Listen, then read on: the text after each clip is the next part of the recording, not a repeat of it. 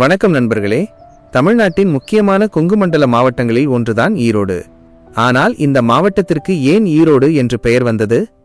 அதற்கு பின்னால் ஒரு சுவாரஸ்யமான வரலாறு இருக்கிறது.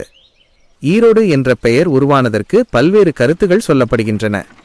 அதில் முக்கியமான ஒரு கருத்துப்படி இந்த பகுதியில் இருந்த 2 ஓடைகள் காரணமாக இரு ஓடை என்ற பெயர் காலப்போக்கில் மருவி ஈரோடு என்று ஆனதாக கூறப்படுகிறது.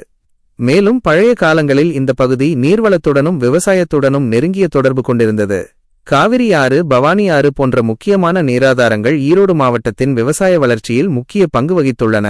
ஈரோடு வரலாற்றில் கொங்கு நாட்டின் முக்கியமான பகுதியாகவும் இருந்துள்ளது. பல்வேறு அரசர்களின் ஆட்சியையும் பல வரலாற்று மாற்றங்களையும் இந்த மண் கண்டிருக்கிறது. இன்றைக்கு ஈரோடு என்றாலே முதலில் நினைவுக்கு வருவது மஞ்சள். ஈரோடு மஞ்சள் வணிகத்திற்காக மிகவும் பிரபலமானது. இதனால் ஈரோடு இந்தியாவின் முக்கியமான மஞ்சள் வணிக மையங்களில் ஒன்றாக அறியப்படுகிறது. அது மட்டுமல்லாமல் விவசாயம், ஜவுளி, எண்ணெய் உற்பத்தி மற்றும் வணிகம் என பல துறைகளிலும் ஈரோடு முக்கியத்துவம் பெற்றுள்ளது. மேலும் சமூக சீர்திருத்தவாதியான பெரியார் ஈவே ராமசாமி பிறந்த ஊர் என்ற பெருமையும் ஈரோட்டுக்கு உள்ளது. ஒரு பெயருக்கு பின்னால் இருக்கும் சிறிய வரலாறே ஒரு முழு மாவட்டத்தின் பண்பாடு மற்றும் வளர்ச்சியை நமக்கு அறிமுகப்படுத்துகிறது. இதுதான் ஈரோடு.